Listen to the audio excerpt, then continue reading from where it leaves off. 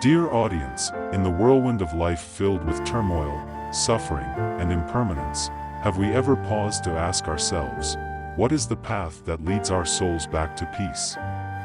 How can we transform each day from merely surviving into an opportunity to cultivate happiness?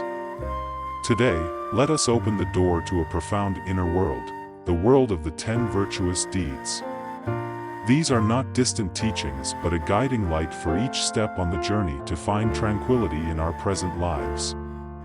Dear audience, the 10 virtuous deeds are not rigid rules, they are mirrors reflecting our character, torches lighting the way through challenges and suffering toward true joy. Across all eras and cultures, people have longed for happiness. Yet happiness is not something far away, it resides in our thoughts, words, and daily actions. The 10 virtuous deeds teach us how to live in alignment with our inherent goodness, benefiting ourselves and those around us. The 10 virtuous deeds are divided into three main categories. Physical deeds, righteous actions carried out by the body. Verbal deeds, words spoken with honesty and sincerity. Mental deeds, pure thoughts unburdened by greed, hatred, or delusion. These three categories are interdependent, like the three pillars supporting a house. If one pillar collapses, the entire structure becomes unstable. Therefore, to live in peace, we must balance and nurture all three aspects. Imagine our lives as a garden. Every thought, word, and action is a seed we plant each day. If nurtured with sincerity and compassion, this garden will bloom with flowers of love and peace. However, if we carelessly or intentionally plant harmful seeds, weeds of suffering will overrun the garden.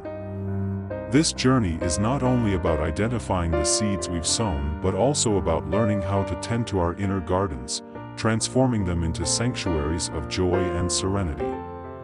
We will start with what is most tangible, physical deeds. These are the concrete actions we perform daily, actions that can bring happiness or suffering to ourselves and others. Once we understand how to control physical deeds, we will delve into verbal deeds, where words become powerful tools that can heal or harm. Finally, we will explore mental deeds, the source of all thoughts that shape and govern our lives. Here lies the root of happiness and suffering, the foundation of every action and word. Mental deeds are the key to unlocking enlightenment and liberation. Dear audience, the 10 virtuous deeds are not something to memorize or follow mechanically. They are lessons we can apply in every moment of our lives. Join me on this journey, not to become perfect, but to become the best version of ourselves. Let the 10 virtuous deeds guide us toward a life of peace, meaning, and love. We shall begin with the first aspect, physical deeds, the actions of kindness. Let us explore the transformative power of virtuous actions in shaping our lives. Dear audience, each aspect of the 10 virtuous deeds is like a chapter in the book of life. Each chapter is not only a lesson in morality but also a key to unraveling the challenges we face in daily life. Physical deeds help us reflect on our actions. Verbal deeds remind us of the power of words. Mental deeds take us into the depths of the mind, uncovering the roots of every thought and action. Step by step, we will journey through this path with gratitude and mindfulness, making every day more meaningful.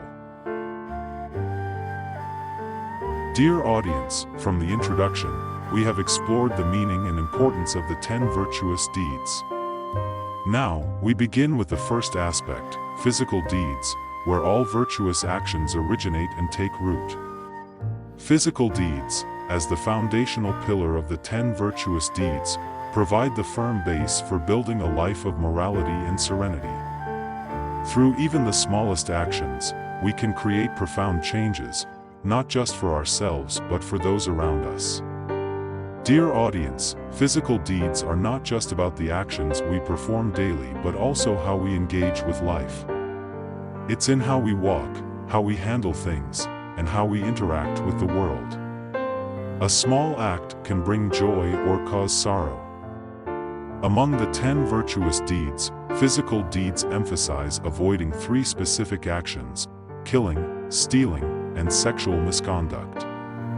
These are not merely moral principles but are directly tied to the peace of our minds. Let us delve into each aspect of physical deeds to understand why they are so vital. The first aspect of physical deeds is abstaining from killing, meaning refraining from taking the life of any living being. Life, whether human or animal, is precious and worthy of respect. Let us imagine, every living creature, from the smallest animal to a human being, has its feelings, its fears, and its longing to live. When we learn to respect the lives of others, we are also respecting ourselves. Abstaining from killing goes beyond refraining from directly taking lives. It also includes refusing to partake in actions that harm other beings. This is the first step in cultivating compassion, a core virtue for a peaceful life. Dear audience, consider this: if each of us could cultivate love and protect life, would there still be wars and hatred? Would the pain we inflict on one another continue to exist? Abstaining from killing is not just a moral action but a way to contribute to a more peaceful world. The second aspect of physical deeds is abstaining from stealing. Stealing is not only taking someone else's property without permission, it also signifies a loss of trust among people. Imagine when someone loses their belongings, they not only feel regret but also suffer a deep wound to their trust. Abstaining from stealing is not merely about avoiding wrongdoing but about building trust and respect within a community. On a deeper level, it teaches us to be content with what we have. When we appreciate and value our possessions, our hearts will not be disturbed by ambition or envy. From there, we discover true peace in life. The third aspect of physical deeds is abstaining from sexual misconduct. This is not only a violation of the body but also a breach of relationships and trust between individuals. Family is the foundation of society. When loyalty is lost, not only does family happiness crumble but also the fundamental values of morality. Abstaining from sexual misconduct is a way to protect the happiness of ourselves and those around us. Furthermore, it helps us preserve a pure mind. When we are not entangled by desires, our minds become calm and untroubled by harmful temptations. Dear audience, these 3 aspects of physical deeds, abstaining from killing, stealing, and sexual misconduct, are not just moral guidelines but also tools to create a fulfilling life. Each virtuous action within physical deeds brings small but powerful changes. By living according to these values, we not only beautify ourselves but also the world around us. Physical deeds are the foundation where all virtuous actions begin. However, alongside actions, words hold tremendous power. Words can soothe a soul or cause wounds that are hard to heal. In the next section, we will explore verbal deeds, where words become tools to build or destroy. Let us continue this journey together to gain deeper insight into the power of the words we speak each day. Dear audience, after understanding physical deeds, where virtuous actions are carried out, we now continue our journey to explore verbal deeds, an equally important aspect of the 10 virtuous deeds. If physical deeds represent external actions, verbal deeds are how we express our inner selves through words. A single word can heal a heart, but it can also shatter a relationship. The power of words, therefore, cannot be underestimated. Today, we will delve into the 4 aspects of verbal deeds that everyone should understand and uphold: lying, divisive speech, harsh speech, and idle chatter.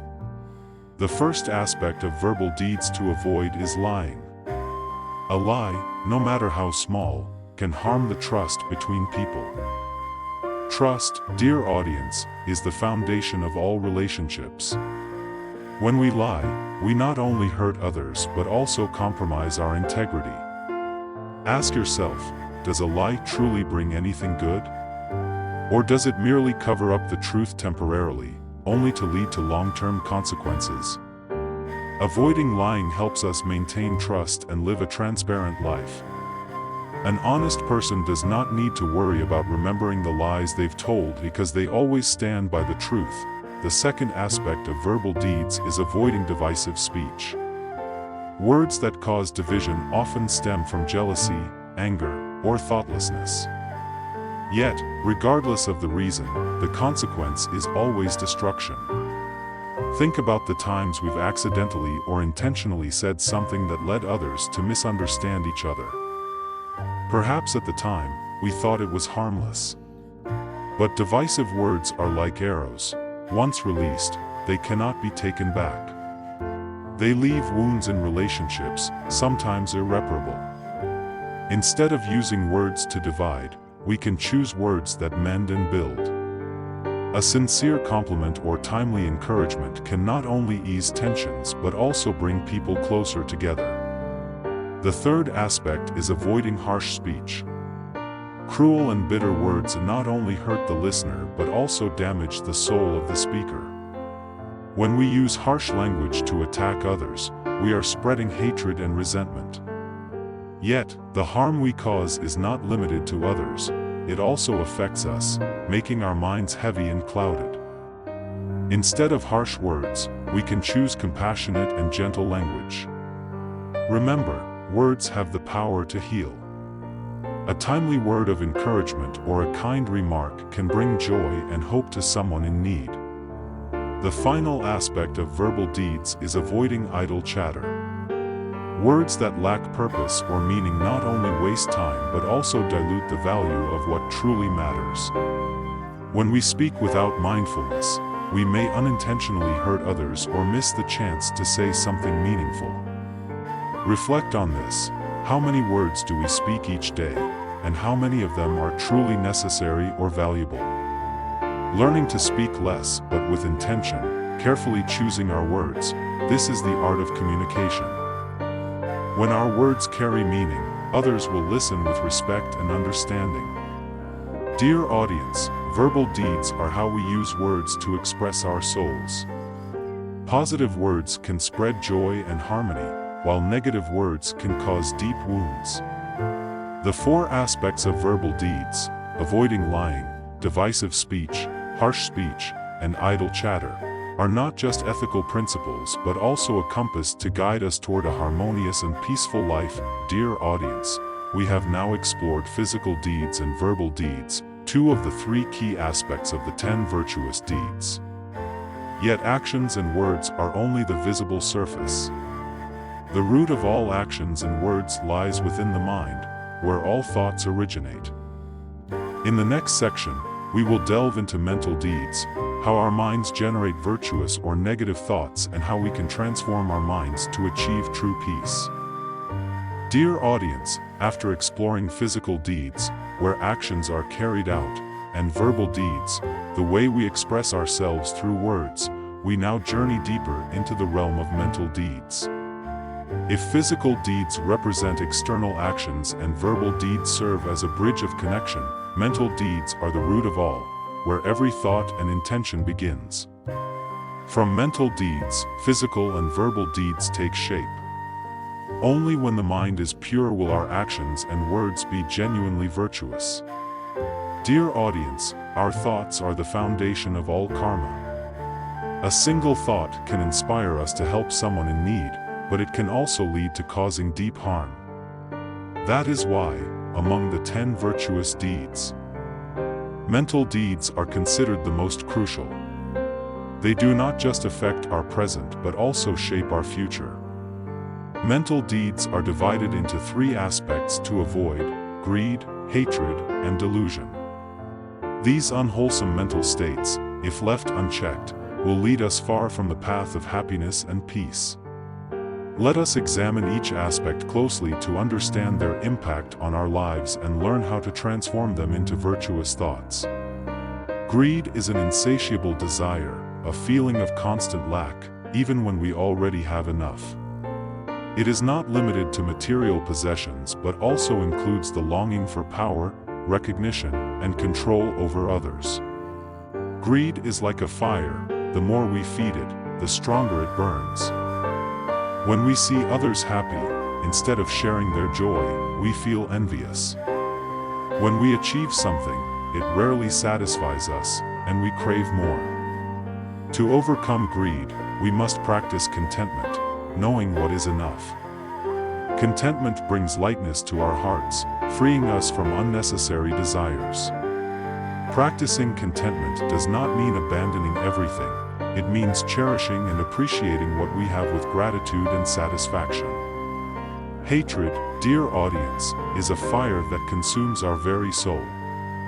When hatred arises, we lose control and may speak words that hurt others or take actions we later regret. However, hatred not only harms others but also ourselves. A heart filled with anger can never find peace. It is like holding a burning coal with the intent to throw it at someone else, only to burn ourselves instead. To transform hatred, we must cultivate compassion. When we understand that everyone faces their own struggles, it becomes easier to forgive. Compassion not only extinguishes the flames of anger but also brings true serenity to our hearts. Delusion refers to misguided beliefs or a distorted view of the world. We may believe that money can buy happiness, that power grants immortality, or that harmful actions have no consequences. Such false views trap us in cycles of suffering without us realizing it. Delusion does not just affect how we perceive the world but also shapes how we act. For instance, if we believe in a lack of cause and effect, we may easily engage in wrongful acts without fear of consequences. However, dear audience, karma is not a form of punishment. It is a lesson, an opportunity for growth and transformation. To dispel delusion, we must practice right view, seeing the world clearly based on truth and wisdom. Right view helps us understand that every action, no matter how small, has consequences. With this understanding, we can live more responsibly and meaningfully. Dear audience, mental deeds are the root of all actions and words.